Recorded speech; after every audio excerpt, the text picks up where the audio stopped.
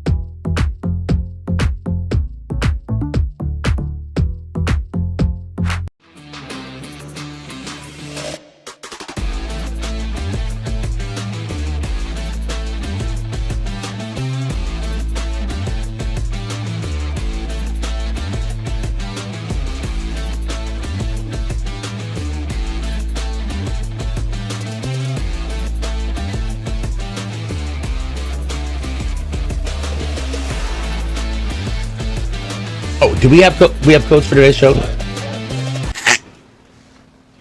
Hi! Welcome to a moment when you realize your mic is hot. Jeez, that could have been worse. Welcome to CLX Foundry Live. I'm your host, DJ Blue PDX, joining me live right now in our studio from Wichita, Kansas. It is our lead technical expert, Paul Steffens, and our master builder, Zach Killingsworth. Now, we are not alone. And that is not an assessment of my personal belief in aliens. It's because we've got a special guest. Welcome to the show once again. It's Crucian. Hey. We really need an applause track.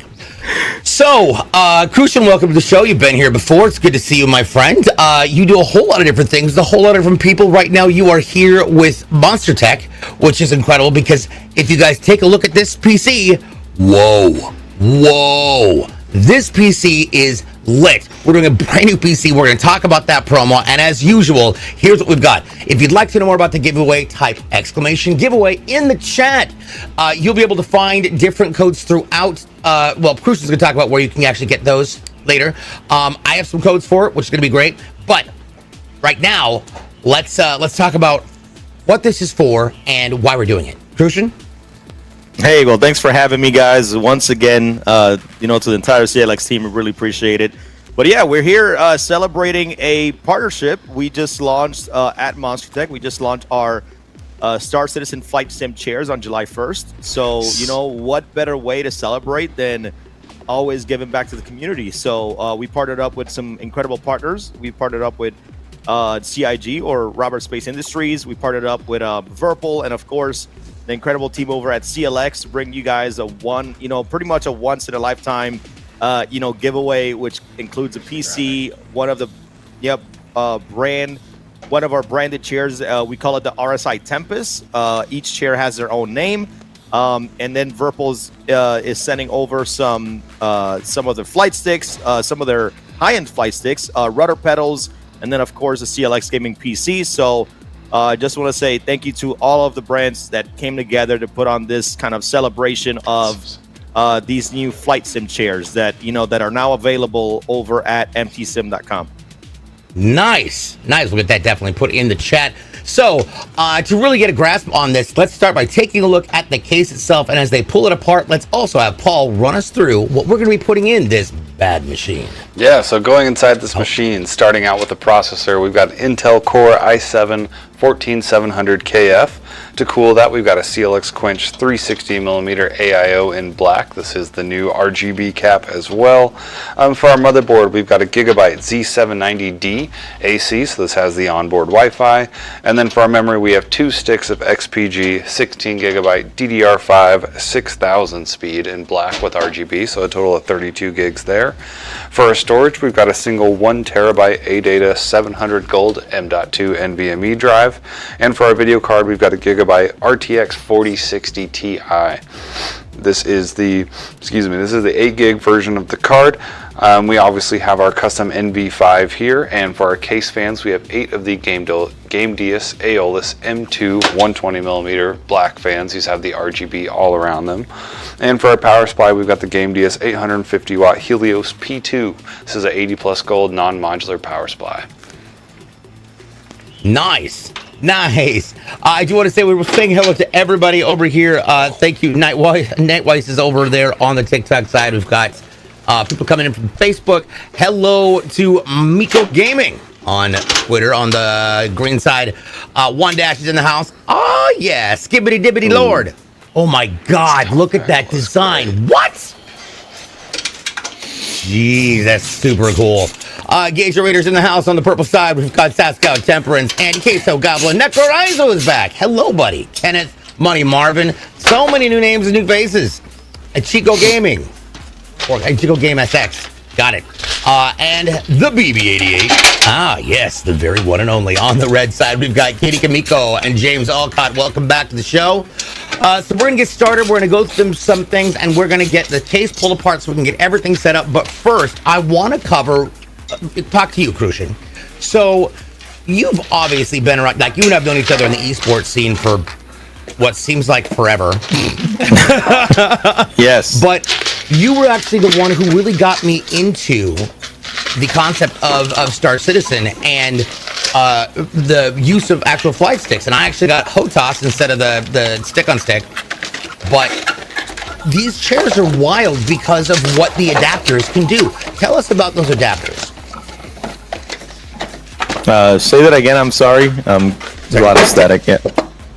Tell us about the adapters, the add-ons, because the chairs are wild enough, but the add-ons are wild. Yeah, so the flight sim chairs, right, and what they're about, right? These are flight sim chairs, so you can actually connect mounts to both sides of the chair.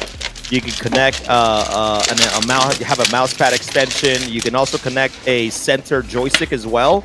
So this is not your regular flight, your regular office chair for you to, to sit down. This is actually for, to have those flight controls right at your, right at the center of you, or to your left or to your right. And a lot of people don't know that, when you install, chair mounts or, joystick mounts to a chair, normally you end up voiding the warranty. So what MonsterTech did is I think it was about 3 years ago, they came out with the first flight sim chair, and then the accessories to go along with it. So if you don't want to have anything attached to your desk, you can get a flight sim chair. You can buy all those add-ons and actually attach your HOTAS or your dual sticks or however you play your flight sims, and actually attach it to the chair. And there's a lot of different configurations. There's plenty of them. So You have so many choices, and then what you can also do is that we also sell a lot of different swivel adapters, so you can actually swivel it out of the way or move it out of the way, so that way when you're trying to just play on your PC, on your desk, it's completely out of the way and it's not like intruding, you getting closer to your PC. So there's so many ways that that are, MTSIM flight chairs can work for you if you're into sim, flight simulation. My brother would enjoy that. Speaking of things that you can attach to stuff, as you can see, Zach just put the rear mount in for our AIO, and he's going to be doing that on the motherboard. This is, of course, the Gigabyte Z790D AC ATX board. Now, what's really cool about this is the connectivity. Now, the back panel doesn't come with it comes with its own heat shielding, but we're going to be able to pop the razor blade one in. So let's take a look at the very top. We're starting with a keyboard PS2 mouse for legacy gear, along with our two USB 2 ports. Then as you go down below there, we start into our USB 3.2 Gen 2 ports. The red one is actually an SMA antenna connectors, which is kind of wild. I have never seen that before on a board. We're going to ask Paul about that in just a second. You have got 4 in total USB 3.2 Gen 1s, and then you've also got your HDMI, your DisplayPort, your RJ45, which is your Ethernet, and then your 3 audio jacks. So, Paul, SMA antenna connectors 2T2R, what are those? So I don't know the actual specifics in there, but that's what's going to give you your Wi-Fi and your Bluetooth, are those 2 antennas right there. Oh, that's what it is. I thought it was referring to the 2 red. Oh, no, never mind. It's fun misreading things because you're going too fast. The USB 3.2 Gen 2 A's are red. That's what's red. The antennas are the little gold nubbins. Wow. Get it together, DJ. Be a professional, for God's sake. So, there we go. Now, what we're going to be shoving in here to actually make everything work is going to be our Intel Core i7 14700KF. These are actually super powerful processors. Paul, what makes this processor so amazing? Yeah, so this is a 20-core, 28-thread processor. So it's broken down into 8 performance cores that have hyper-threading, so you get 16 threads off that, and then 12 efficiency cores as well. It's got a base speed of 3.4, and it will boost up to 5.6, so a really solid gaming processor here. That is awesome. Speaking of solid gaming, I have a question. So, Crucian, I have HOTAS from Logitech. So that is hand-on thruster and stick. And they've got more buttons on them than I could. It is an ADHD dream, but it's also an ADHD nightmare. So can I use my controllers on those adapters for the desks or the chairs? Yes. So, like you just mentioned, we don't only have chair mounts, we do have desk mounts as well. So we have different base plates for different configuration of different sticks. So whether you have, whether you have any type of stick that is currently out there, we most likely have a plate for you to mount it pretty much anywhere you would like to mount it. Whether it's your desk or your chair or your roof, we got your back. Awesome. And yes, thank you. The BB-88 was like, it's throttle, not thruster. Yes. Thank you. Listen, sometimes I'm just an idiot. I recommend the under desk rail slider. Okay. I mean, I have the website pulled up because I'm already, me, I get distracted easily. And also I'm just like, what? There's so many things. Oh my God. Mike Brown over on the red sides, and this is an amazing giveaway. Good luck to everyone. I completely agree. So when it comes to these, what do you recommend using for a HOTAS setup?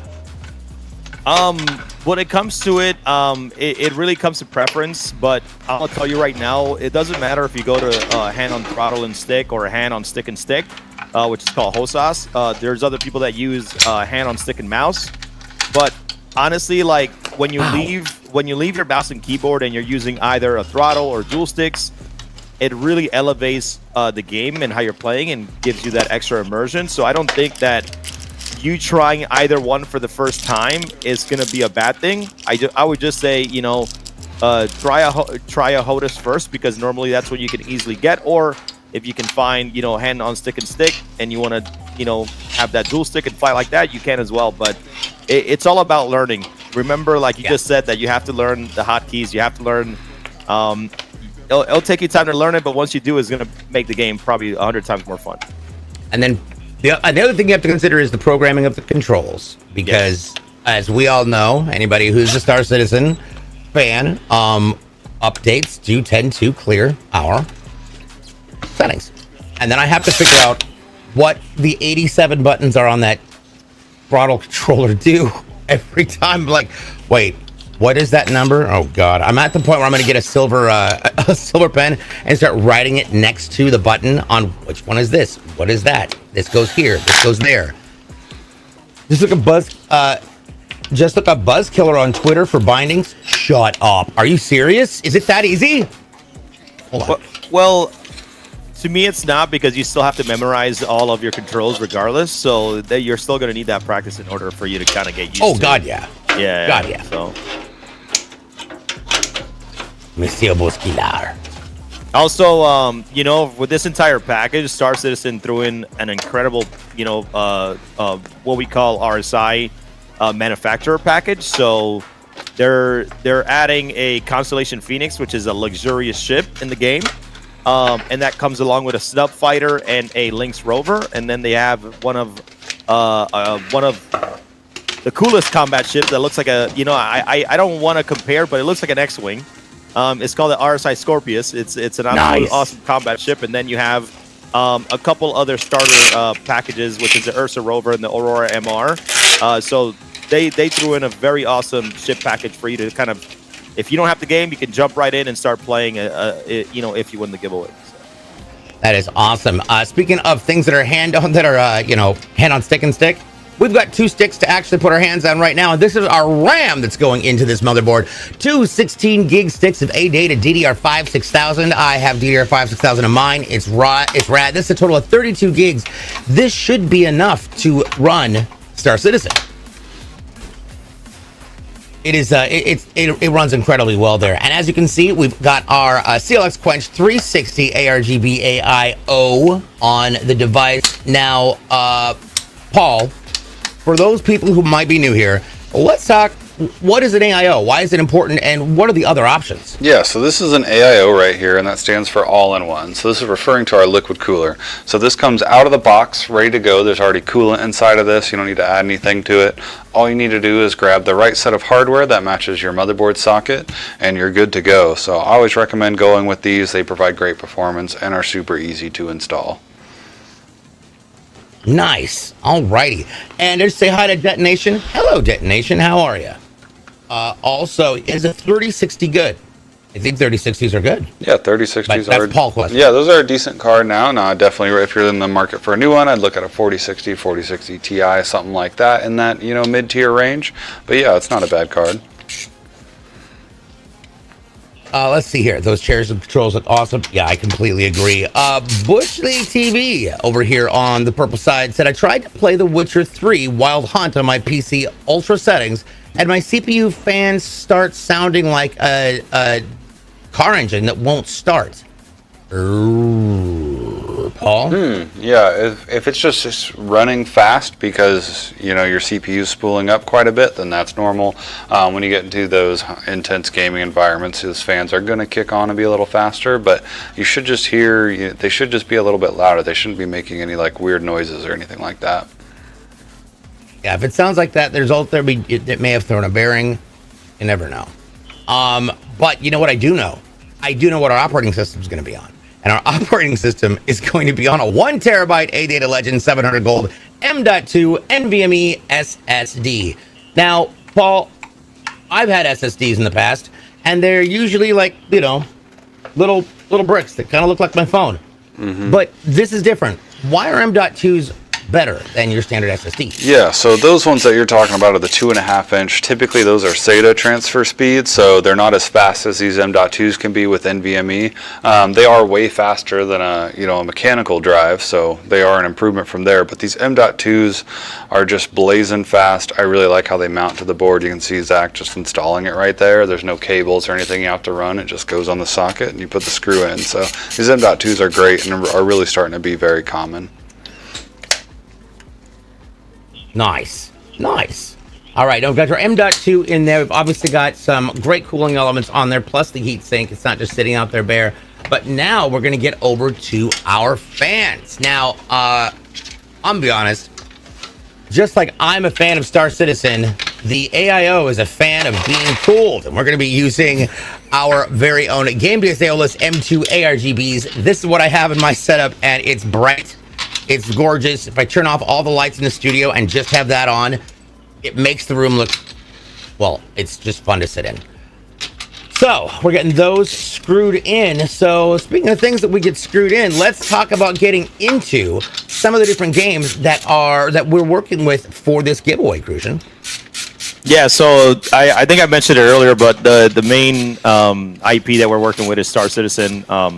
It's a game that has been in development for, I think, about 12 years now. The game is still currently in alpha, but it's getting a lot of traction, and the development is speeding up quite a bit, and we're almost to 4.0, which is supposed to come later in the year. So very excited for that, where we're finally going to see just a lot of new things in the game, which we're going to have jump points, a new entire system. So like right now, it's getting that momentum that we are all been waiting for so long. So we're very excited for Star Citizen and what's to come in the next, towards the end of the year, to be honest. So. Awesome.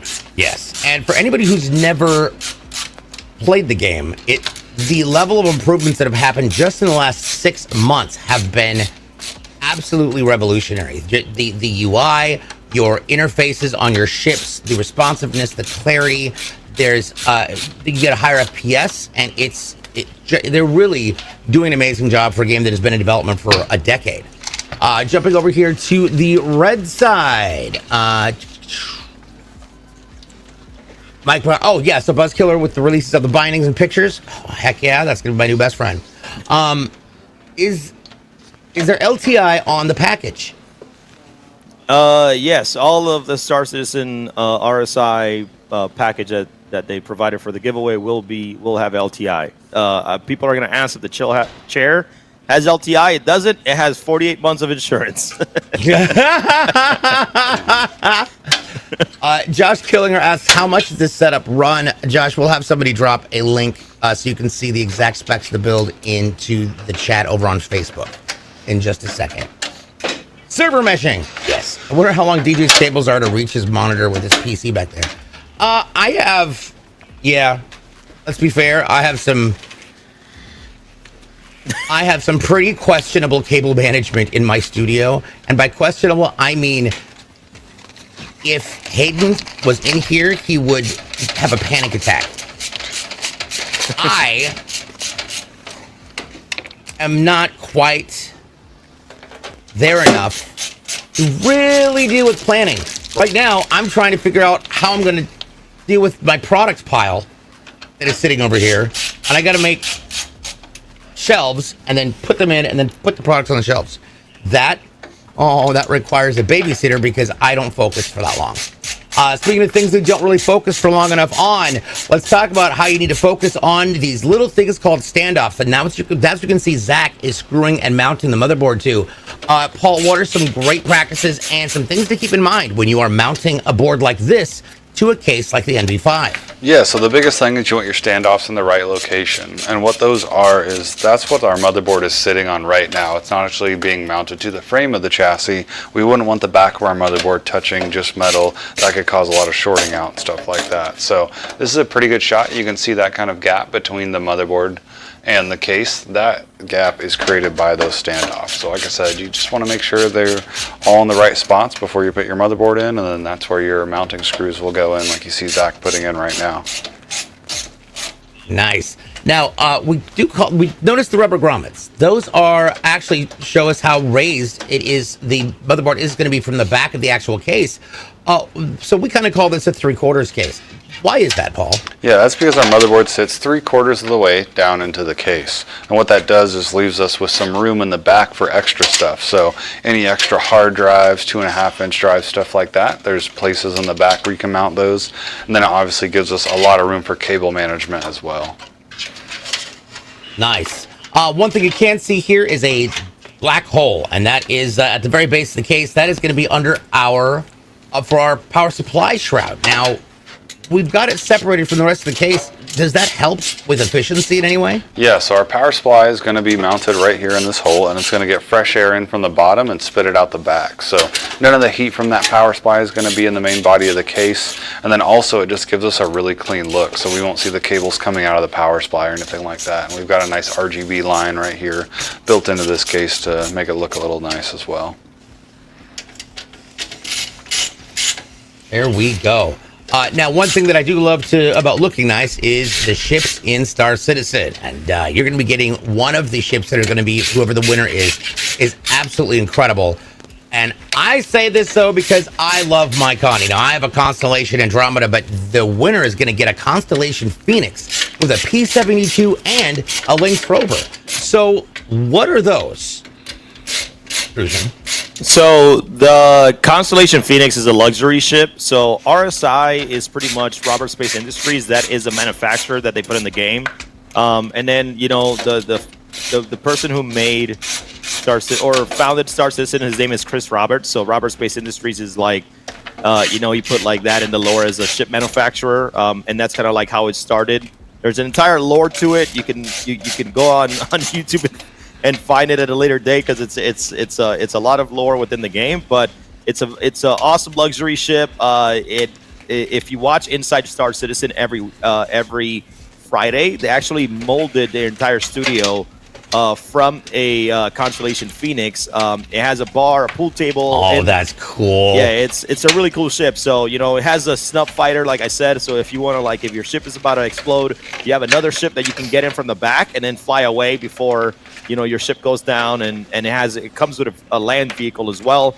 It's mainly a luxury exploration ship is what you're getting. So I will be honest, I was really on the fence about just buying one, because I have the Andromeda, that is an incredible battleship. yes, it is.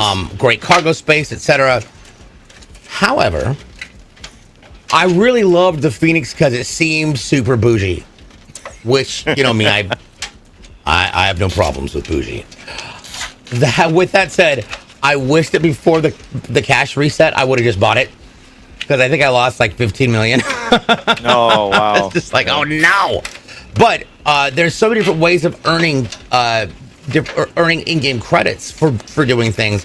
What are some of your favorite missions in the game to go through?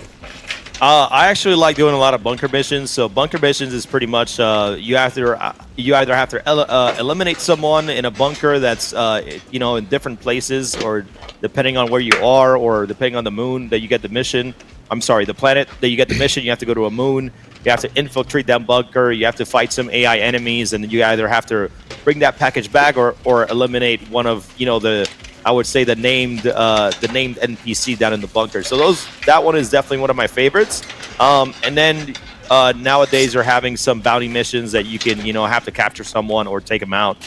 Those are also pretty fun as well. So, all right, there we go. Now, you can see back here something really interesting, and that is just like a snub fighter that's hidden in the back of our Constellation ships. The back of the NV5 has something really helpful, and that is the Velcro straps that assist in cable management. These are extraordinarily helpful. Zach, how do you utilize these when establishing where you're going to be placing all of your cable management? They make it really nice because they also have ribs going into the rubber grommets, so we can really hone in where we take our cables from the back of the build into the main part of the build, so everything looks pretty from this side too. And you know, that's more important than having a really super clean tie-up. You know. True. If you have somebody over you want to flex on, don't you want to flex on the inside of the case? Until a manufacturer company like produces an all-glass back panel. There we go. There we go. Speaking of things that will definitely go, we know that these chairs are going to sell like hotcakes. Gage Ritter pointed out that the chairs and the flight controls look awesome. One thing the Crucian and I were talking about before the show started is one of the chairs has a gap right in between your legs, so it looks like it's missing a piece, but it's not. Crucian, why is that there, and how many different circumstances might that be amazingly useful? So even though the giveaway has a lot of Star Citizen ships, the flight sim chairs that we make can also be used for other games. For like a lot of the times you want to have that center mounted joystick, whether you play like DCS or whether you play like a helicopter simulator. That is normally what that center joystick is for. So not only can you have those joysticks on the side, so you can have pretty much like a joystick in the middle, you can have one on the right, and then you can have an entire throttle on the left, so you can have an entire setup for pretty much any sim to play. So, Yeah, I didn't. You think about it. I didn't even think about like helicopters. Like that is a central joystick. Like, and the fact that you could get that in such a realistic manner is amazing. And I apologize. My dog is losing his mind upstairs. I have no idea why. So apologies for the barking. All right, later, Necro. You think about 100 200 people is causing the problem? I mean, Gen 3, I'll be honest. I know that I've had a couple hundred people cause problems before. But that was more of a party that got out of control. Moving on. I love both my Andromeda, Phoenix, your Andromeda and the Phoenix. Oh, you got them both, Katie? Katie Kamiko is collecting constellations. Let's go. That's awesome. Yeah, believe it or not, there's 4 of them. There's a regular constellation, then there's the Andromeda, then you got the Taurus, which is pretty much a cargo ship, and then the Phoenix. So, and then the constellation Aquila. So there's 4. Those 4 are. It's the entire collection. So it's like it's like Pokemon. You got to get them all. Right. I will say one of my favorite things is my reclaimer. My reclaimer. So reclaimers are these giant ships. They're massive, and you could probably fit a staff of. There's multiple people you can fit on there. Probably about a dozen people for doing all of the management of. Oh my God, the management of salvage, and you can pull apart ships really fast. And if you got everybody at a station. Wow, you can do it quickly. And if you've got everybody downstairs processing the boxes and the crates, it's wild. I love my reclaimer. Ever since they put salvaging in the game, it's been a lot of fun, and I'm just glad that everybody that's owning that ship can, actually put it to use now, which is a lot of fun. Because back then, the way they would use it is that they would, spawn it. It would be such a big ship, and then they would take it to a different planet and then block the landing pads because they couldn't fit it. So, a lot of. I'm glad it's being used instead of blocking landing pads nowadays. So, yeah, dude, that's pretty troll. Huh. That's actually awesome.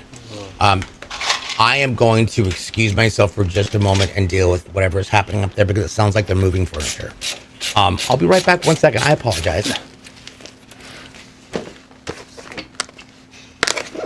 Be fine. I'll take it away. So I mean, I guess I'll take it away for a second. So where are we at in the PC build currently? No, you're good. So right now we're finishing up our last case fan. So this build's got 8 fans coming in. You can see we've got 1 on the bottom here and 3 on the side. So these are our intake fans. We got 4 intakes. Then we have 3 exhaust fans on the radiator up top and 1 there in the rear. So we have 4 coming in, 4 going out. Now there will be a little bit of restriction to airflow in the top through that radiator. So we will lean towards the positive side as far as pressure goes in the system, which is what we want.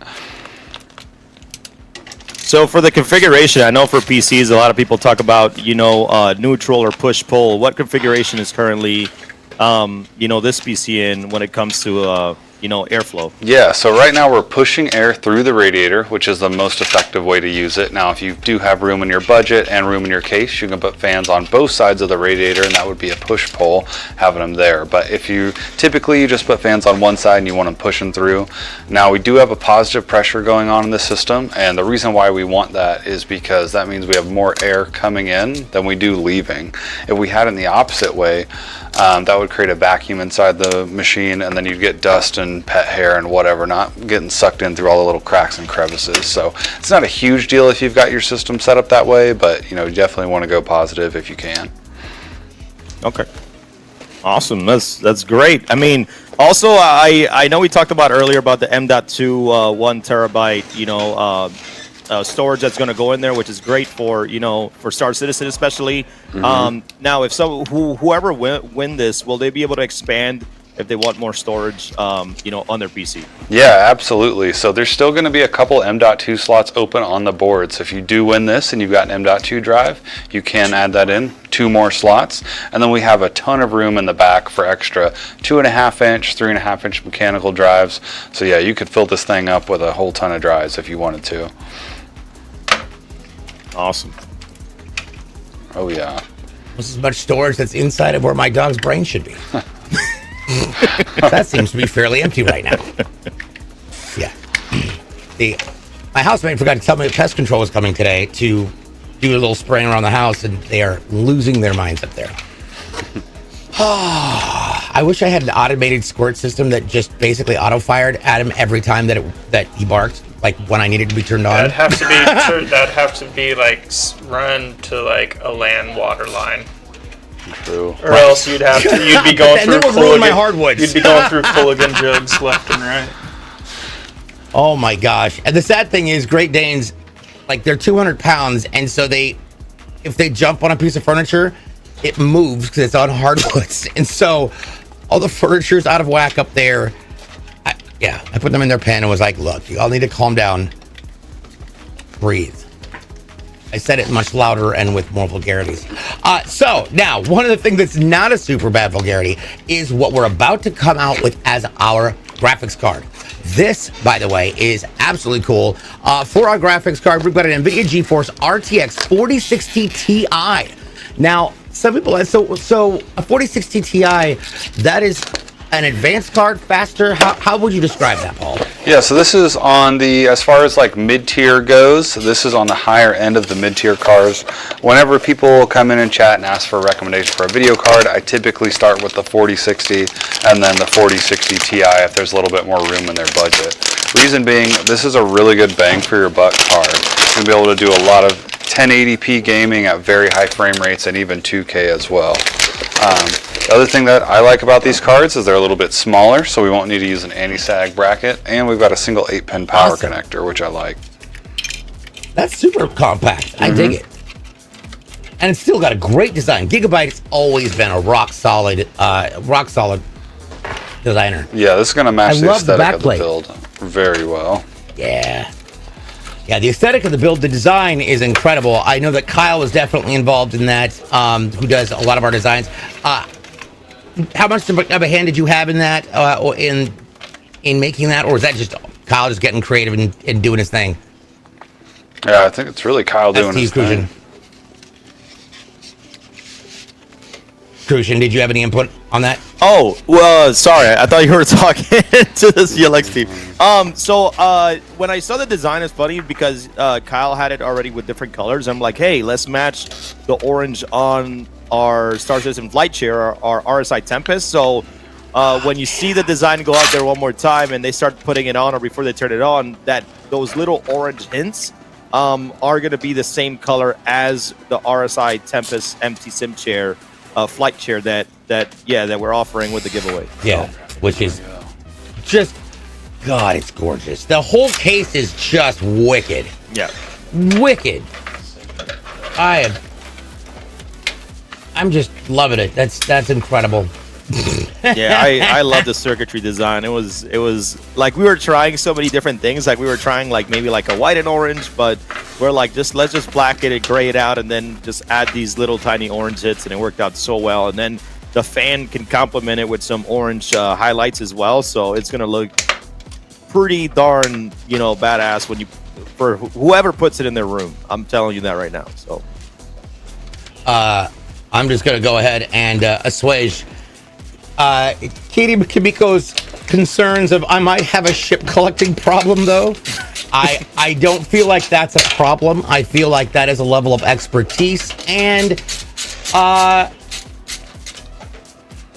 connoisseurism. And I'm pretty sure that also might not be a real word, but it is now. You are a connoisseur of ships. We'll just say that. You didn't do Cheers So Bad, Cheese It Junkie? Well, definitely follow all the giveaway stuff. Don't forget, if you want to find out more about the giveaway, type !giveaway in the chat right now. All right, gonna put this bad boy in here. Now this has all 4 ports, so you can get up to quad monitor support on this. What my question is at what point do you start losing performance with all 4 ports plugged in? And that actually goes for any graphics card. My 2060, I had 3 monitors. I had a 27-inch middle with 24s as the wings, and I gamed Elder Scrolls and Rally Racing on that. There you go. Yeah. But then the card started to artifact, and everything got milky. Ooh. And then when I unplugged 2 monitors, everything went back normal to just the one. So like, but I was running it like that for a long time. So 2060s can hold 3 monitors pretty well. Nice. Derek Venables in the house. What up, Derek? Derek, who outlined his entire house with CLX PCs. I love it. Needed Temperance says, ask the guys what they suggest to release a GPU without a button they cannot reach the tab. Suggest. Oh, there you go. they should put on a button, like have the actual button on the GPU. Oh, that's not a bad idea. That's actually not a bad idea. That's actually kind of genius. Gauge Raider says, would that have any effect on a 3060 with duplicating display for external capture cards? I don't believe went through that. Yeah. I had it done that. I had it done that way when I first started Gauge Raider. But like I know because my 1070 that I have in my streaming machine, I know it's ancient. It runs all 3 of my chat monitor, my display, my outbound display monitor, and then my production monitor. So I can't reach the motherboard tab to release the slot. Motherboard doesn't have a release button. Oh no. Yeah. So so it's got this good tool what here. What should you do there? I've got like these Craftsman picks. They're like dentist picks. I like using the round one just for that feature, just so that I can do it. This does have a little ledge on it, but like it does make it a lot easier to like push the button. And then you can also use it to lock it too. Never would have thought about that, but Temperance, that is an option right there. Tongue depressor, or a very scarily, I don't want to really recommend it, but a flathead screwdriver. Just please don't push hard, because if you push too hard, you'll push through your PCB motherboard. But yes, that's why I like something rounded over a flathead screwdriver, is because it's blunt. It's not going to pierce a board and damage a board, because even if you just like scratch your motherboard, if you scratch like any of these leads, that can damage the motherboard and make it not work anymore. So be careful, always pushing down onto. I was gonna say I hate it when my tongue gets depressed. Gets emotional, and it's hard to like yell at it. All right, so what we do have in front of us right now is how we're going to power this entire beast of a machine. This is an 850 watt Game Dia's Helios P2 850G. It's 80 plus gold. As you can see, it's got all of its cables. So Paul, what is that called, and are there other kinds of power supplies? Yeah, so this is a non-modular power supply, which means all of our cables are pre-soldered in to the box. So what we'll do with this is we'll get this in. I've been kind of straightening out these cables as much as I can. It's a good recommendation to get one of these. Sometimes you'll get them brand new out of the box and all these will be tangled up, and it just kind of makes your life a little harder when you're plugging everything in. So I like to get everything untangled outside of the system. That way when Zach puts this in, it'll be a little bit easier for him. So Boss Matt World says, where can we get the code for the CLX the MTSIM Star Citizen Giveaway? Prusian. Yeah, so all of our partners, including Robert Space Industries, Virpil, and us, Monster Tech, will be posting them around our social medias on X. So we'll probably start, putting some codes out probably next week. So just be on the lookout on our social medias. So yeah. And nice. This fan hub is powered by a SATA cable. And I know that I have some codes that I'll be giving out on my stream. So there we go. I'm waiting for an answer on other places that the codes will be given out. Absolutely. I try to get to as many as possible as we can. Yep. Apparently the bots are not running too well on the Facebook. So thank you, Ivory, for popping in there and posting that link. That's fantastic.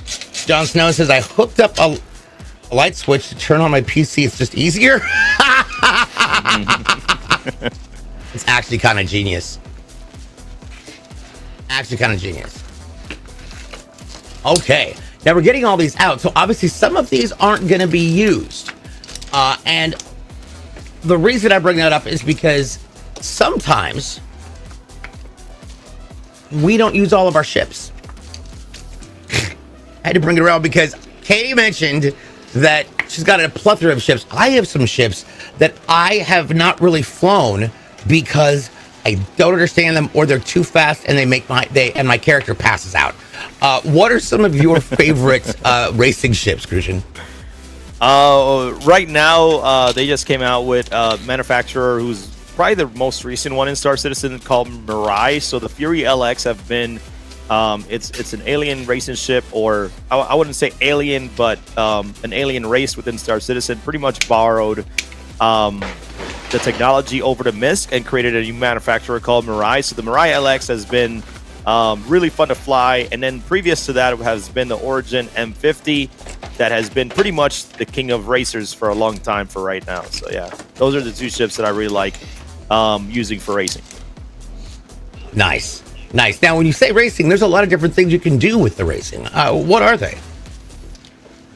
So I mean, inside the game right now, there's a mode called Arena Commander. There's a lot of racetracks. There's a lot of ways you can race. First of all, there's right now there's gravlev racing, which means that it's pretty much a ground vehicle, but you're pretty much in the air, kind of like like pod racing. Yes, hovercraft. Nice. There you go. Make it easy. So there's a lot of modes where you can race on what we call gravlev vehicles, and then you have ship racing in different stages or courses that you can race in Arena Commander, so you can start kind of practicing and learning how to maneuver that ship and kind of get used to it. So yeah, yep, absolutely. We do have what was the vibe of your voice, DJ? It's calm but lively. Thank you. I do voice acting and things and stuff. Bushy. The game is not free, but there are free play weekends. So definitely head on over to robertspaceindustries.com and check it out, because if you find yourself on a free play weekend, bruh, you're gonna have a blast. It's so much fun. Yeah, one awesome thing about the giveaway is that if you're entering the giveaway, it's gonna send you to create an RSI account. And just by creating an RSI account, if you don't want to try the game right now, when the game goes into free play, you'll probably get an email or be part of that newsletter, so that way you're able to know when that free play is happening and when you can try the game out for free. But if you want to get into the game, you're essentially not buying the game, you're becoming a backer by paying for a starter package, which is around $45, and then you can play the game while it's in development all the way up until, even after release. So well, and apparently, according to GregSim67, there's a flea fry.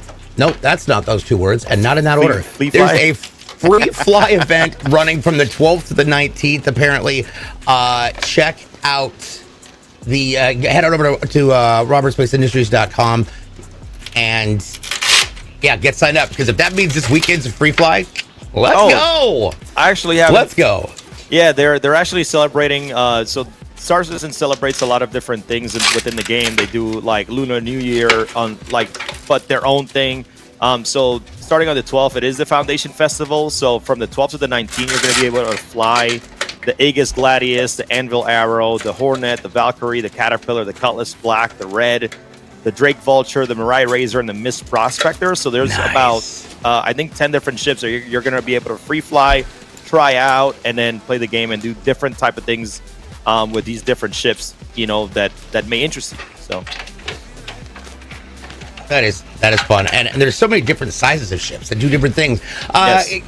Katie over here was mentioning that says that the ship she has the most flight time on is the Argo Mole. Get a couple of buddies and go out mining ore and make bank.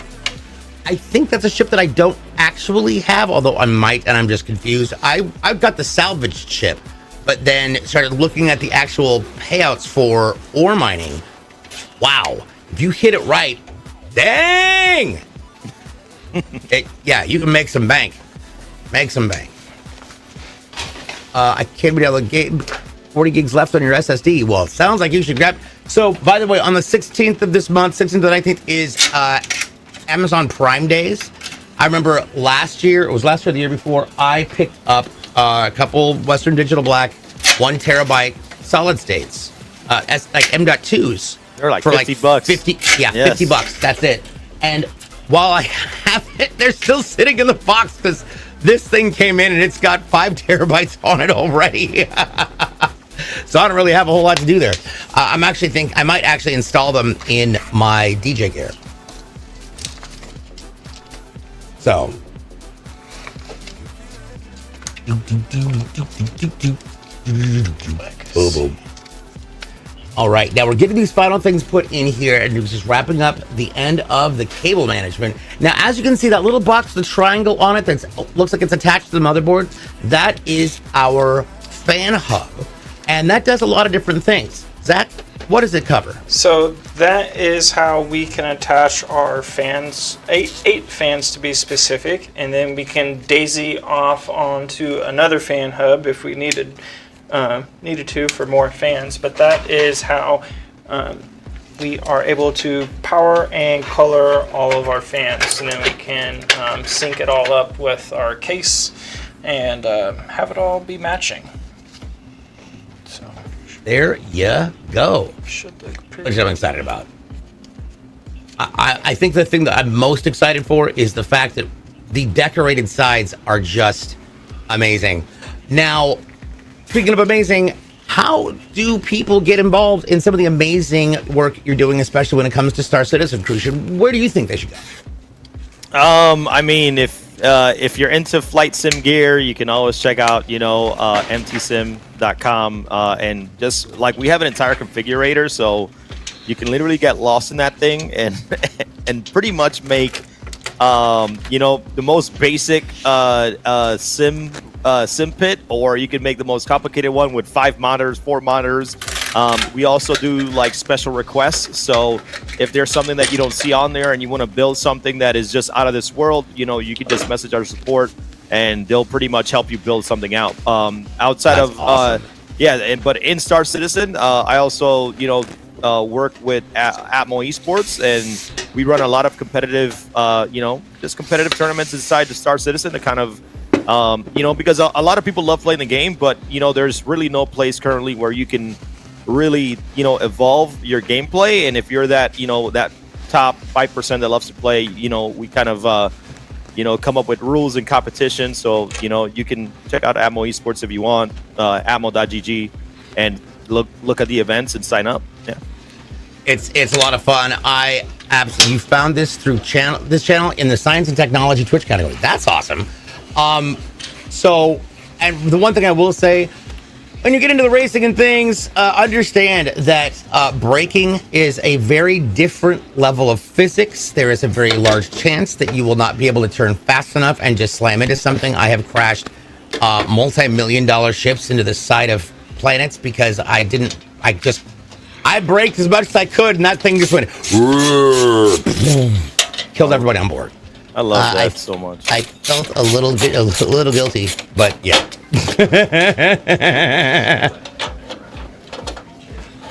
Oh gosh, yeah. Let's take a look at those chairs one more time while we're putting the PC together for us. And again, 3 different colors, but the designs, you can see the little notch in the center. So really, each chair is capable of being configured in any way that is useful or whatever seems to make the most sense.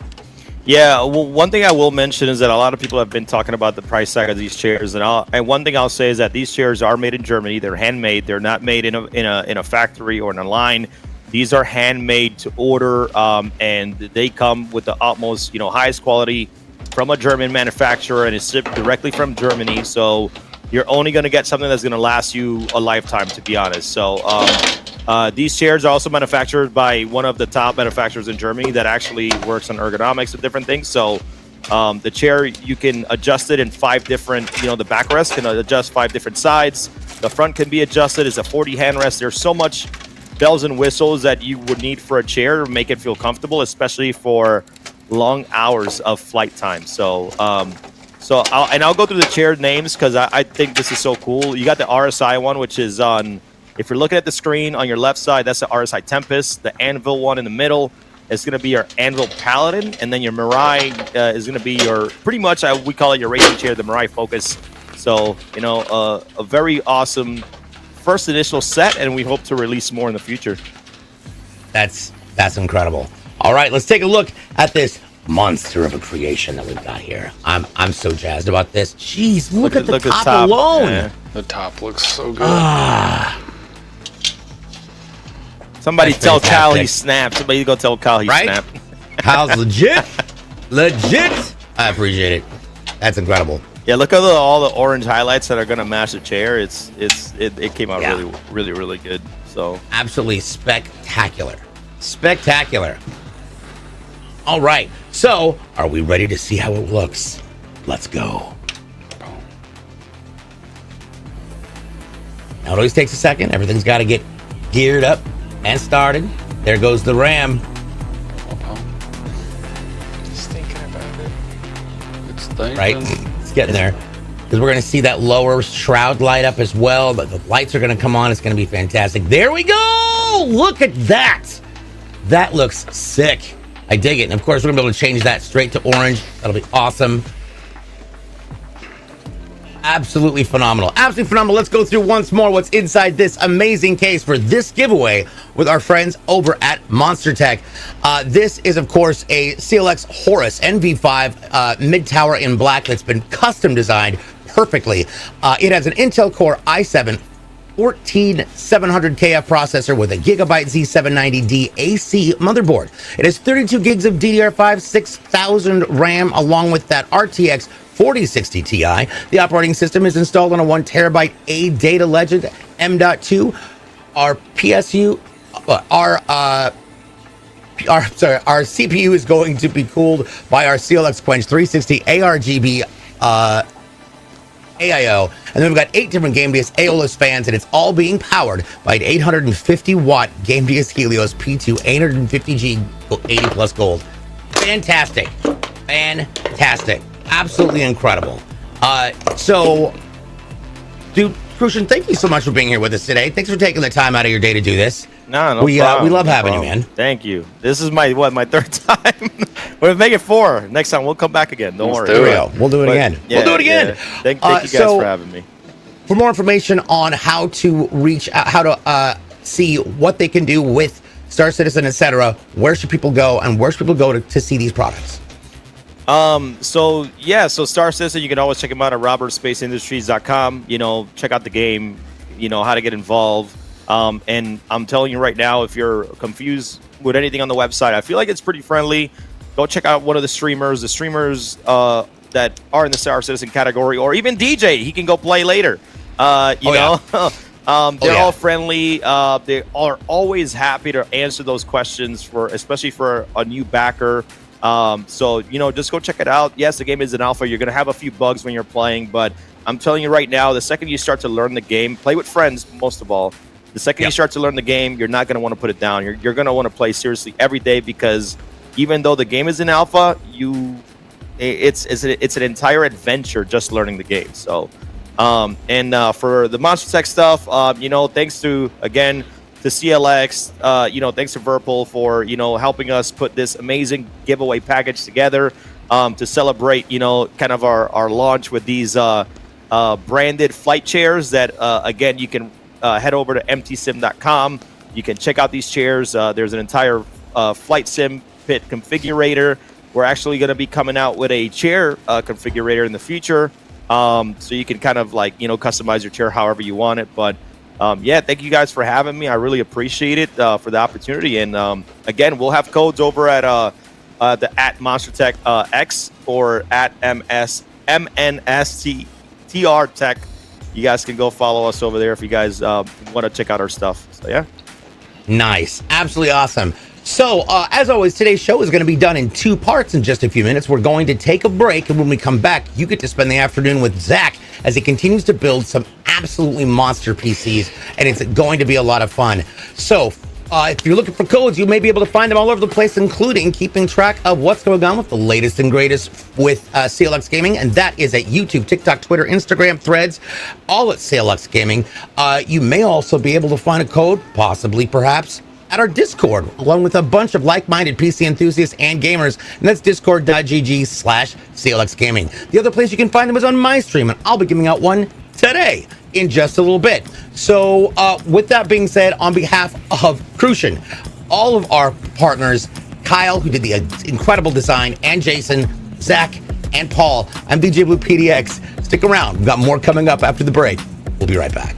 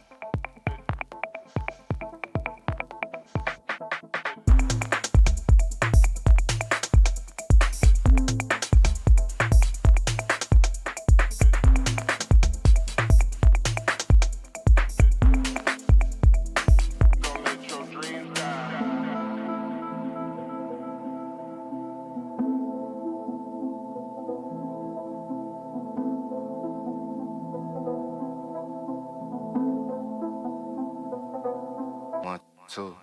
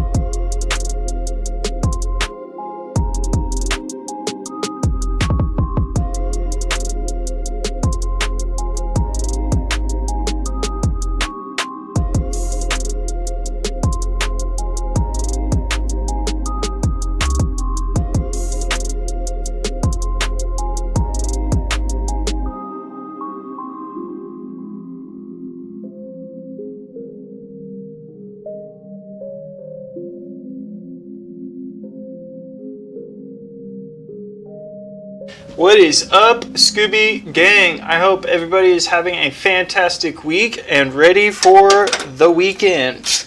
I have another sweet NV5 for us to build after that sweet, awesome showcase of a system. Good luck, everybody. Good luck. Those codes should be on their channel, I believe. That's where they said they'd be posted. But this is just the black NV5, not been printed up to be super fancy. But we are going to have a nice blue theme because we have a blue cable mod kit. Cable mod kits are a way to accessorize and make your system look cooler.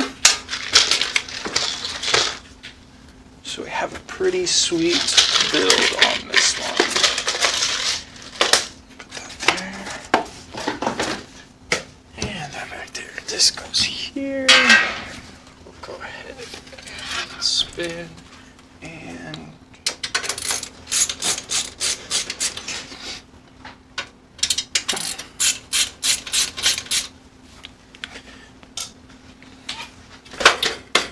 this is the Phantix NV5, the smallest of the NV series. They've got the 7 and the 9. The ones that we will deal with here at CLX will be the 5s and the 7s, though.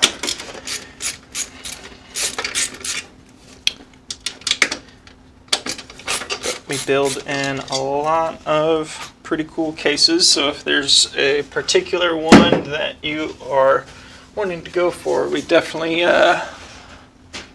probably offer it in either a sweet paint job or a pretty cool print job. Alrighty, our motherboard for this build today is brought to us by MSI. We are on a B760 Gaming Plus Wi-Fi.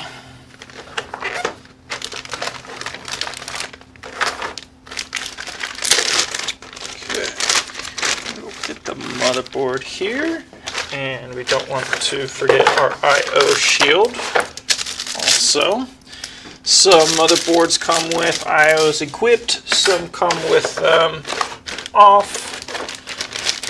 If it is a motherboard that is off, then we will want to pick it up real quick and look at it from the back side. This is our front side. This is where we'd be plugging our cables into, and this is the back side. And I can see on our 2.5 gig port, we have a tab I want to flex back and push flash. That is going to protect it for when we plug our phone line into it, if you're old enough, or your cat cable into it if you're, well, I guess modern kids probably are just a Wi-Fi, but don't forget to do that. Our processor. This is an Intel i9-14900KF, Kilo Foxtrot. What's the K stand for? The K means we can overclock. We can go fast. We can go zoom if we wanted to. What does the F stand for? The F stands for the graphics have been removed from the processor. So here's what I'm looking for. That means that if we ever have an issue and we want to troubleshoot, we cannot use our display port or our HDMI port. The processor will not give off any vitals for us. That is a way of saving money.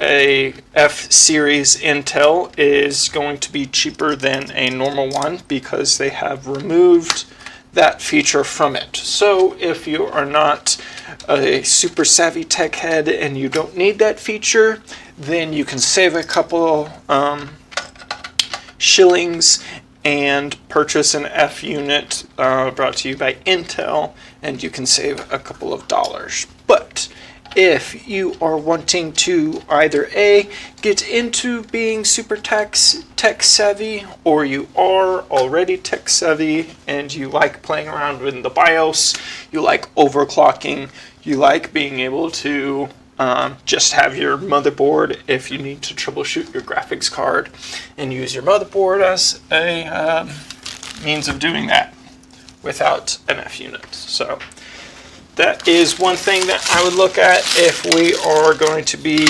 cracking open, building a system ourselves.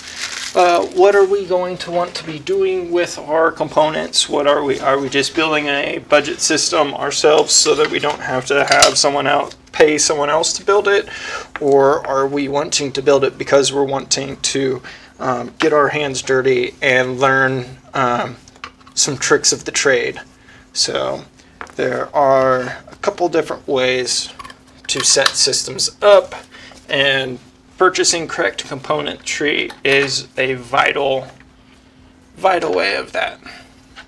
This is a 360 liquid cooler like we installed earlier. There are going to be lots of different retention kits out on the market because there are lots of different processors out on the market. Not just the fact that we have Intel and AMD, but inside those companies we have different size chips, so we have different retention kits that are going to be used. So if, again, building up our own, just be sure we read manuals, watch some guides, and that will be very helpful along the way. If you guys have any questions, feel free to ask them in chat. I do my best to be able to answer some of the practical building stuff. That's my big specialty. Okay. When it comes to liquid coolers, how big of a radiator is important. Because if we are going to be overclocking our processor, the bigger the radiator, the better the chill, which means the more overclock capabilities that we could possibly get into. Okay. And also our thermal paste is important as well. If we are getting into overclocking, having a nice upgraded thermal paste compared to just like the factory paste can add quite a few degrees and help out a good little bit. Just do the nice classic. That is our 4-pin fan header and our 3-pin adjustable RGB. This does have a RGB cap to it, so it will put off some nice pretty colors.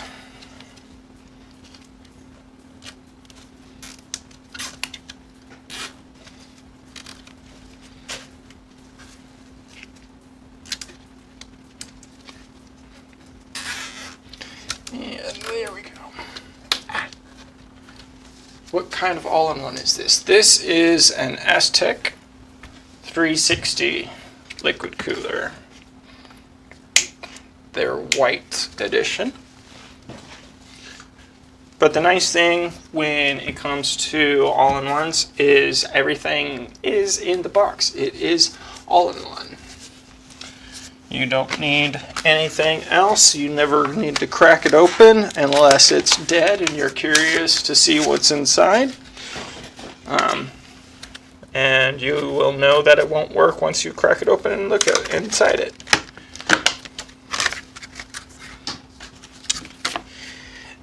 There are a couple things that you should look out for when installing a liquid cooler yourself, if you're installing an all-in-one.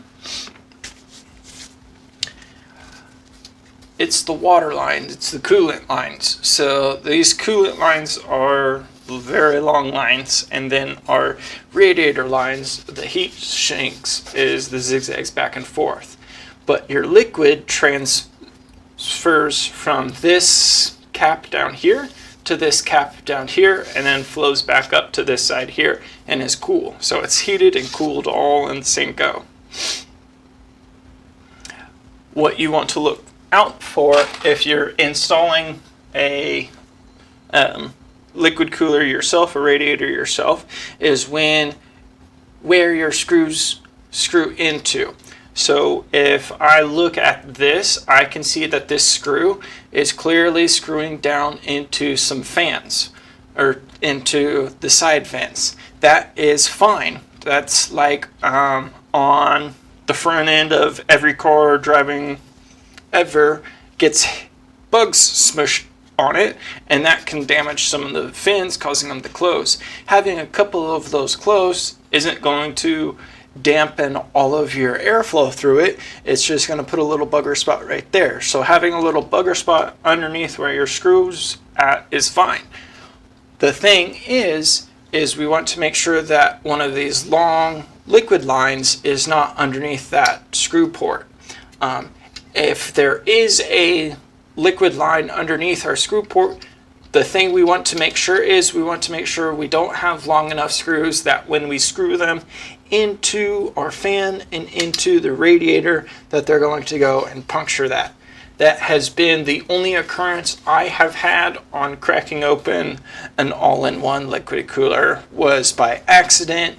That was an older pump that I was working on, a buddy's system, and it was just one that was left over from one of the guys' older builds. So it was old to begin with, and that was back before the thinking of, oh, don't run a line there. So if you are installing, just be careful that a lead is not behind there and you're installing super long screws. So our memory modulars today come to us at 64 gigs total of 6,000 megahertz. So 232 gigabyte sticks, that is more than enough for video game play. Possibly get into some fun editing with that amount.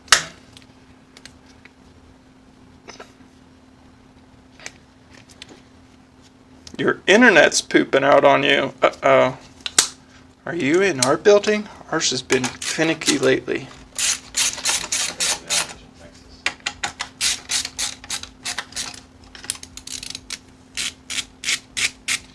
Alright, man, when it comes to our storage device, we have a 2 terabyte NVMe. And that will get installed right there and locked down super easy. Don't forget to peel off our thermal pad peel. That gives all of the speed boosts that we can get onto this M.2. There and there.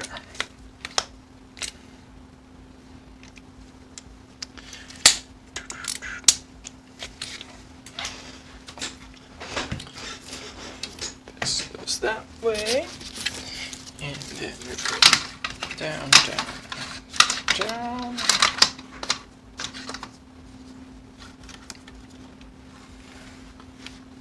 Yeah, gotta unlock those frames. Do you really want to leave empty frames on the table?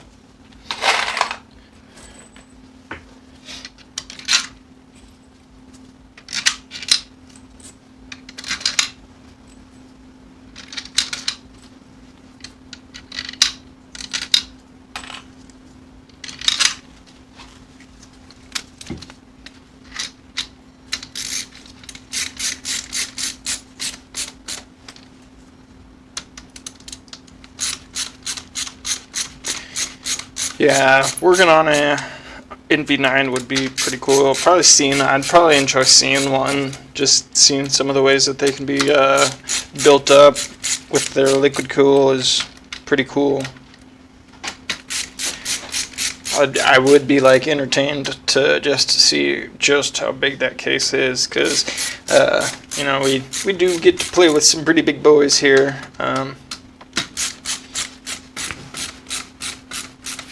But yeah, that thing would be pretty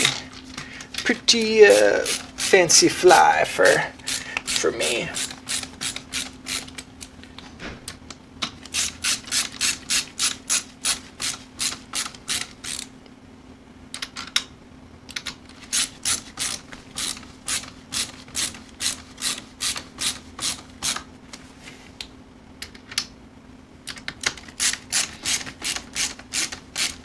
Oh yeah, we've been having a lot of work. The arm's tired. Yeah, that's good. I think that's good. Yeah, that's all. Yes. Woohoo. Okay, now the main part of the pie is ready. Got that casserole set off to the side. Let's go ahead and see what else we have. We've got a PNY 4060 Ti 16 gigabyte edition. Oh yeah. We got some crinkle.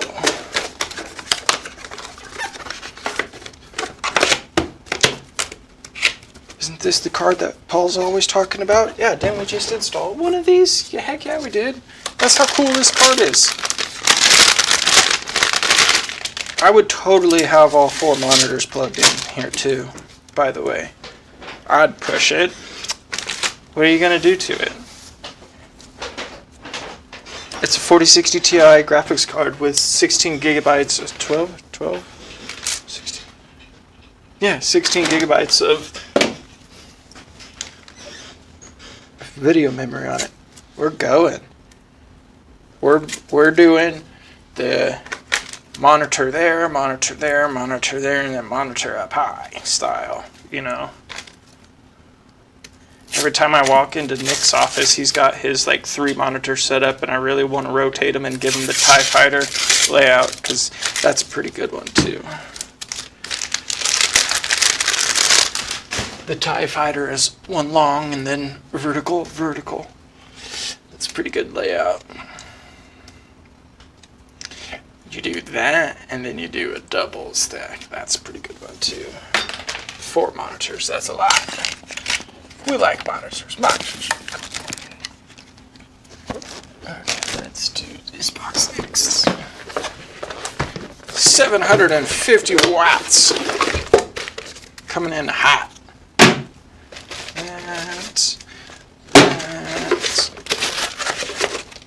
Let's see what this one smells like. And then coming in smelling pretty strong. Smell like spray paint. This one, yeah, this one has a small smell to it. You guys can think I'm weird. I love Tire Day. Tire Day at the bike shop was amazing because I would go out and unload the truck, smell all the brand new fresh rubber tires. And then the shop smells all night long. So this is a modular power supply, meaning our cables do not connect or are not direct connected to it. Hello. And we will be plugging all of our cables directly into this guy, which is why we have blue cable mods. I'll keep those in the baggies so they stay as fresh, so clean.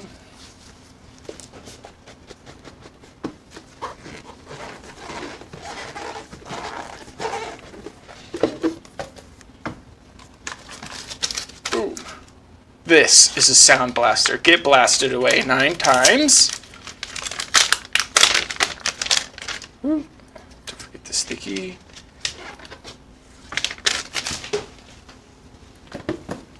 So this is a high-resolution PCI sound card and a DAC with an amp, headphone by amp, and audio control modular. So we actually have a DAC that sits outside of our computer, and this will be plugged into a PCI slot. It does require a 6-pin power, so it does require a power cable, but it does not require the HD audio cable to plug into it. Some sound cards don't require the HD audio cable to get plugged into it. Those are usually higher end ones. But yeah, so we have a pretty nice sound card here too.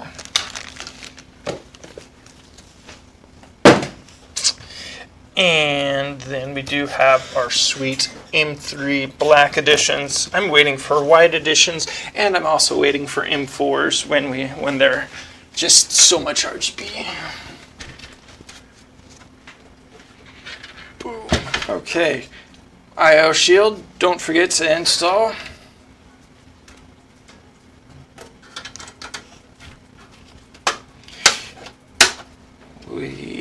If we forget to install our I/O shield, that is a very nice hole where dust and lint, dog fur, cat dander, all of that fun stuff can just come meandering on into our system, and we don't want that. So definitely having that shield there is muy importante.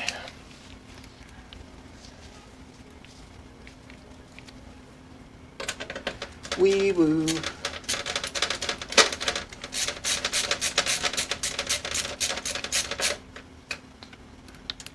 Temperance, how's your weather? Are you guys getting any crazy storms? It's just super hot.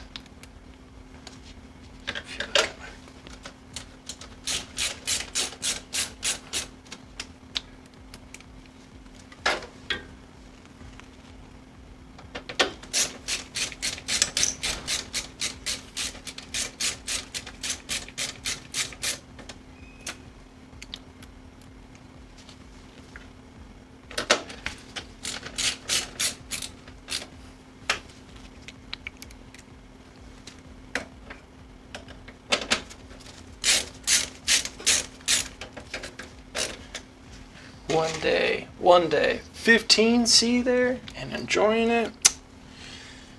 Come on.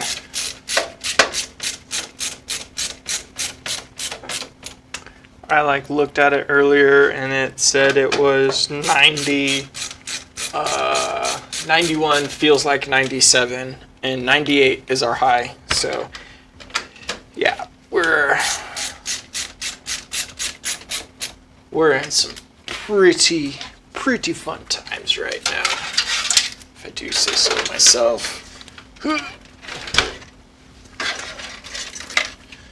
Okay, fan cables. I really enjoy this case because they have through and through holes, which are holes that go from the inside through to the top, and then they go through back into the backside. The reason why I like them is because I like separating all of my tie-up out. It makes it a lot easier to tie up just kind of one thing at a time, tie up all my case cables, then install the fans and tie up all my fans, then install the power supply and tie up my power supply. Just makes it a lot easier to do that, because then instead of having the cables go directly from inside to the back side, I can have them laying over the front out of my way, not having to deal with them.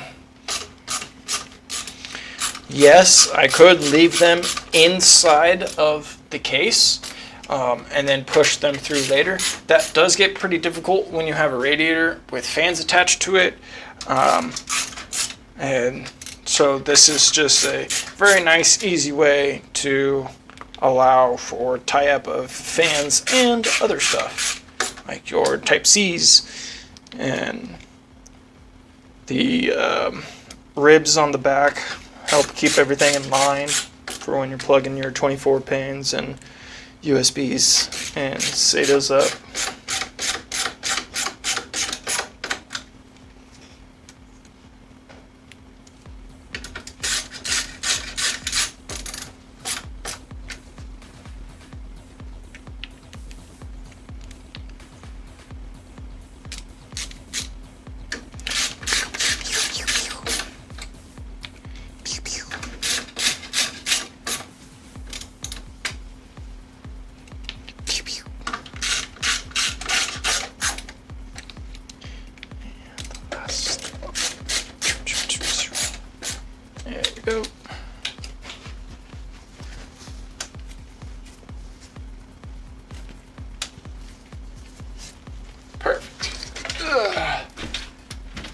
sound cards. So sound cards do make sense to not everybody. The reason why sound cards came out was back in the day, the processor was in charge of powering it and getting all of the sound cards or sound chips on board and stuff like that.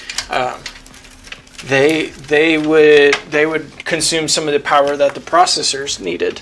So back in the old days, before we got a little bit better at the tech, sound cards were required. They were needed along with Wi-Fi cards or LAN cards, and the PCI slot was a good way to power those. Now we have really nice sound chips on motherboards. Some motherboards come with 7.1 surround sound on board. Like that's pretty insane that we could do that. And a lot of times when it comes to like having sound cards in systems, those are for like our music creators and producers and just audiophiles and like people like DJ, where having a little bit nicer of audio in their system is going to mean a lot more to them than having a 4090 graphics card. Yeah, they might still have like a pretty nice graphics card, but if their main thing is music and production over gaming, then some people might have that. Or, you could just want to listen to Netflix on your surround sound. I don't know. You do you. I'm here putting the parts together.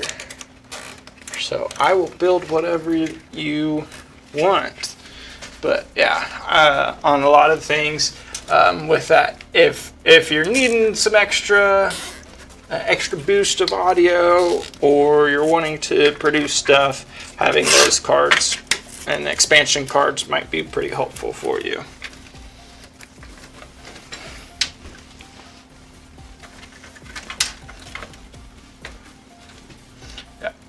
Yeah, DJ's rig is pretty set up. It's a pretty solid system.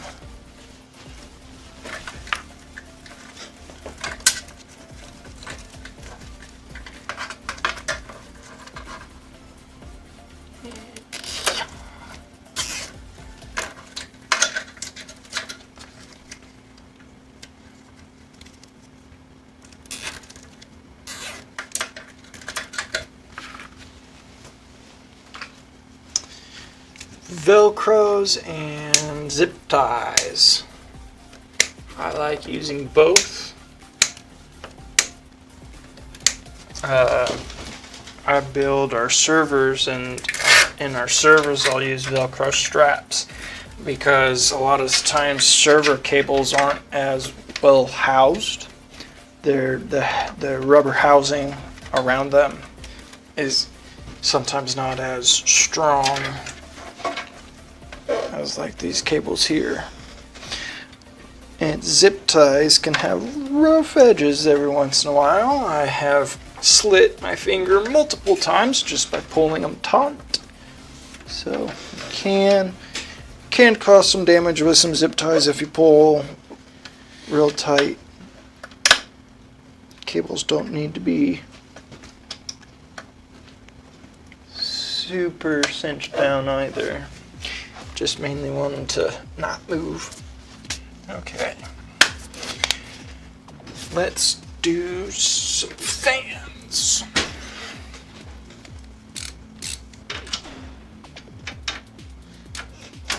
Nice. Hopefully the internet holds out.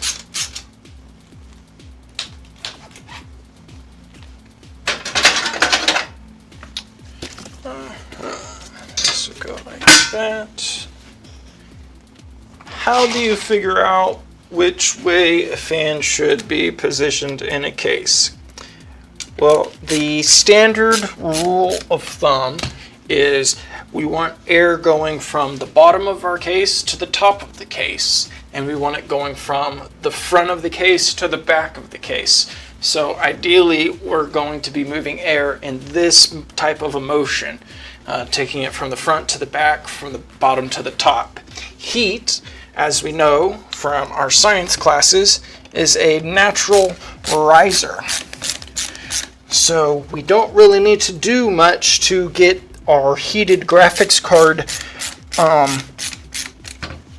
transferred its heat out of there. Same with our processor.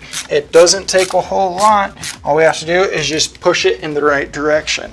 You can kind of do some counter forces and have some rough airflow in certain cases. So we just want to try and be more on the positive side. That means our bottom fans, the fans that are on the bottom of the case, if we have fans on the bottom like this one here, are going to be bringing air in. Other fans that we will have air bringing in will be these fans here. This section right here has kind of been popped up recently with a lot of these glass panel cases, and this section right here is essentially our fans that are on the front of our more full metal framed cases. Just because we have glass here means we don't have mounting positions here, but that is essentially what this section right here is this just been kind of rotated 90 degrees. So for the most part, this section here is also going to be an intake, bringing air in, because this is again kind of the front of the case. And with these guys bringing air in this way, and this one pushing all three of that air up, it's going to give real good airflow into our radiator mounted on the roof, which is also an exhaust fan. So these are actually pulling air from inside the case to the outside of the case. So from here, we will have all of this air that will get pushed around our graphics card and then go through our radiator and out the top, just the way we like it.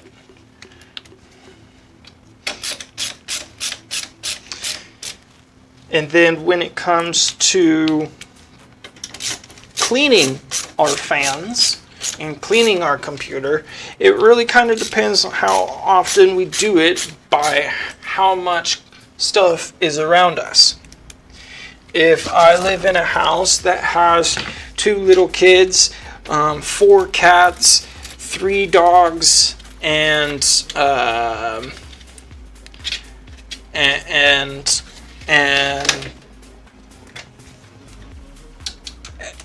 your computer is in like the main part of the house that all of that traffic is going through, that will require more cleaning more often than a system that's in a non-heavily trafficked room in a house that has no dogs, no cats, or anything like that inside.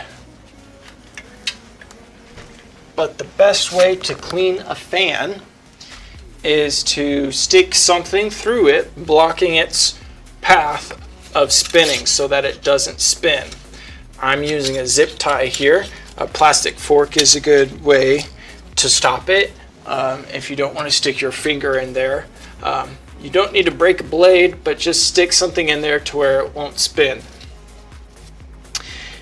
Because when you take a can of air and you blast into there and spin it to blow all of the dust and gunk off of it, what you're doing is you're putting some power to the hub inside here.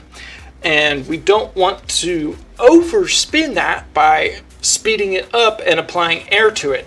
That can dislocate the blades from the hub and cause our fan to not work anymore, which will in turn overheat the system. But what we want to do is just have something stuck in there so that we can blow them off or wipe them out, depending on what kind of gunk is in there. If we are a vapor or a smoker, highly recommend not doing that close to our system. Highly recommend taking that outside. With smoke like that, and like incense and some candle smokes, that smoke is sticky, so it creates a sticky surface to all of the parts that are collecting dust. And by creating a sticky surface, it makes it a lot harder to clean. If you have to get like some alcohol wipes and wipe it off, compared to if it was just human dander, skin cell type dust, just basic dust, that can usually be wiped off pretty easily. So that is where I recommend not smoking around your gaming rig. There's one code. I believe it was one code today. I believe that was Nicole. Nicole hit you up. Are you building this PC for me? I don't know. I don't know. I could be.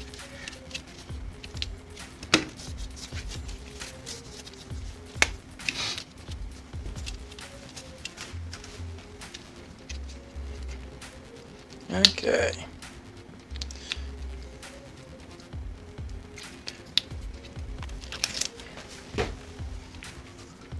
Fans and how they connect.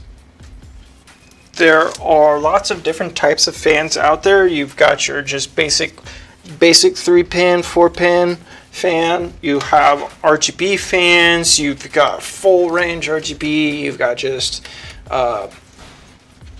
fans that don't have cables, fans that do have cables, fans that are $30 for 4, fans that are $90 for 1.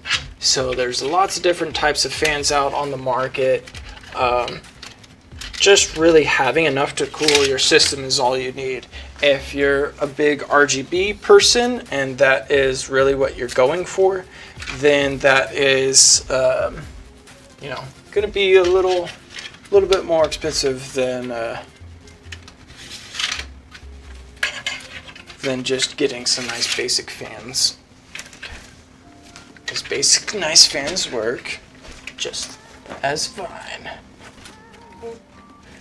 But if we get fans like this, these guys are our GameDias M3 fans. These have proprietary cables that plug into a nice little hub that is powered via SATA. That is a pretty nice feature to have if our motherboard doesn't have a whole lot of fan headers on it. That allows us to have multiple fans in our system, more than just what's needed for our heatsink to be plugged up. Same thing goes for RGB.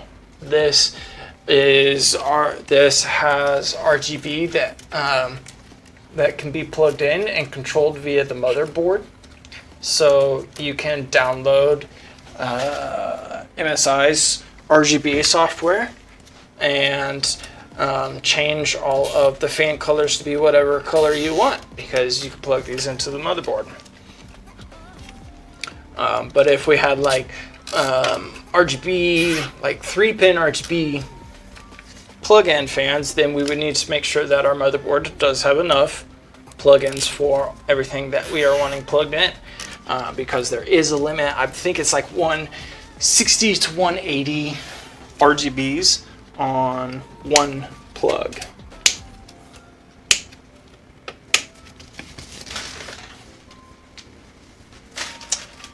For no colors at all. Yeah, good. Yeah.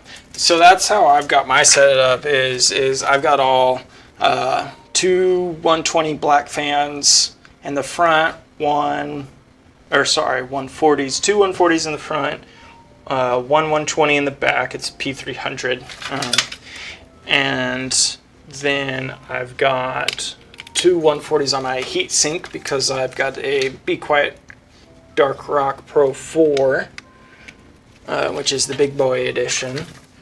Looks super cool. It's like right up against the glass. It's, oh my gosh, it's so sexy. And then literally the only color inside it is it's the black and red edition of their old 300 case, and so it has like just a subtle red light strip on it. I was thinking about maybe adding my light strips to it and seeing if I can do some cool, because I kind of like the I'm not a big fan of like light strips inside the case. I like light strip, like I don't know. I get that you know, Fast and Furious Tokyo Drift.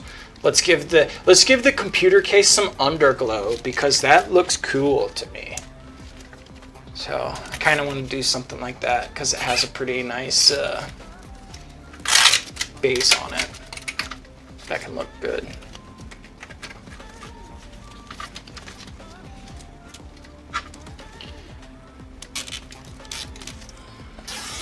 Fans. We've got 8 fans. We can have more than 8 in this system. You might be like, well, 8's pretty a lot, and how do you get more than 8 in there? Well, we can push-pull our radiator. If we wanted our processor to be super chill, and if we're going to overclock it or something like that, then we could definitely have some fun with push-pull. Nice.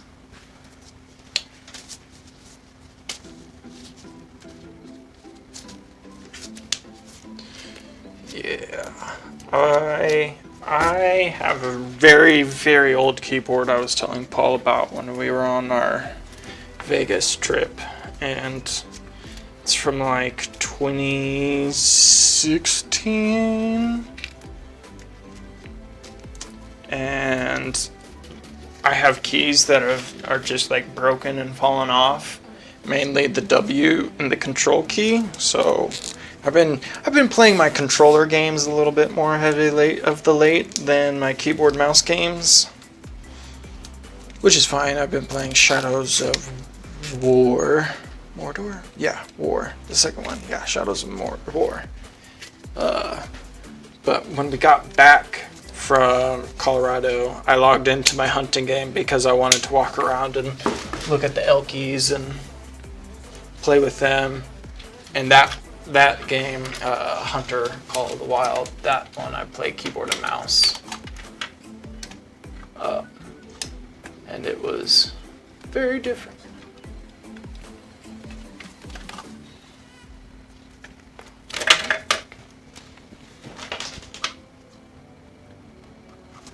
Go. Bend you that thing. This. Bleep blorp.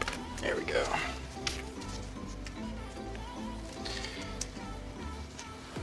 I know, time to get a new one. Well, it's a Logitech and they don't make it anymore. I don't really care that much for the newish edition of it because they did 10 keyless, and I, for some dumb reason, like require a 10 key on my keyboard. You know, I play on the kitchen table. I have the room. I'm not playing on a micro desk. I want a keyboard. So yeah, the new one is like made out of aluminium and like 10 keyless and super nice and everything, and I'm just like, is there a basic edition of this?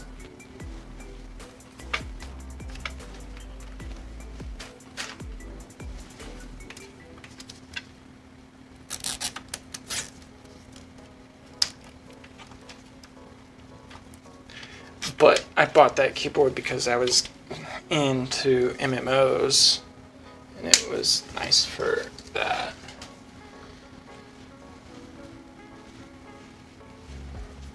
Nice. Huh?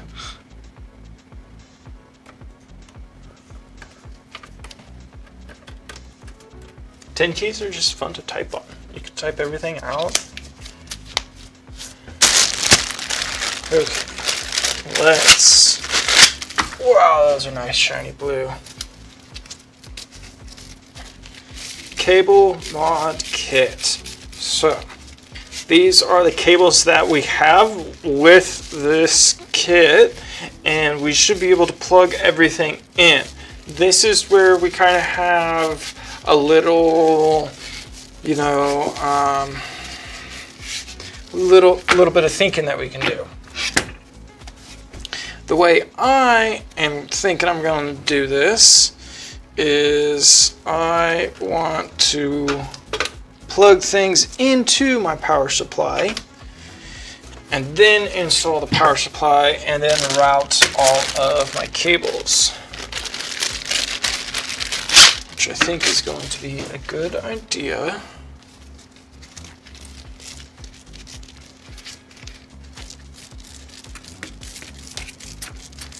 Need new PC for new MMORPG. What's the new MMORPG you're playing?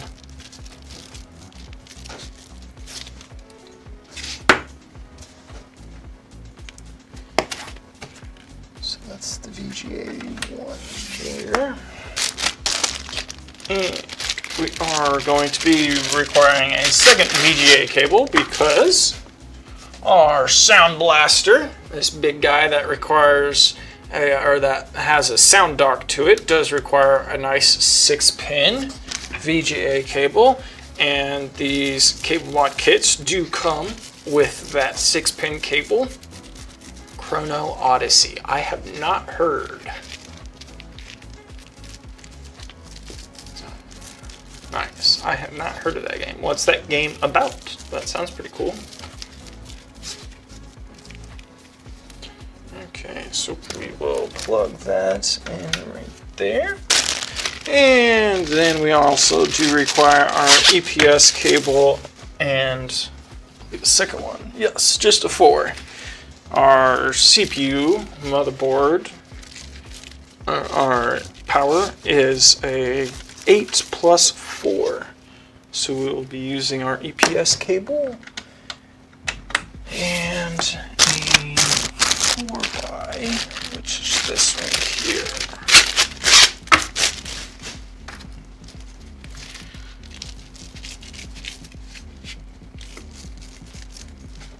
So what I'm doing now is just flexing the cables out, trying to get them kind of lined as flat as I can. They don't have to be, you know, super smooth, but just get that main crease out of them. Okay, and then I do require 2 SATAs because we have a SATA for our case, because it does have that light striped RGB, and we do have our fan hub, which is powered by a SATA. It's a game where you can travel between past, present, future. There's 6 classes, 18 weapons. So probably every class will have 30. I'm really excited for the game. Nice. And it is called Chrono Odyssey. Heck yeah.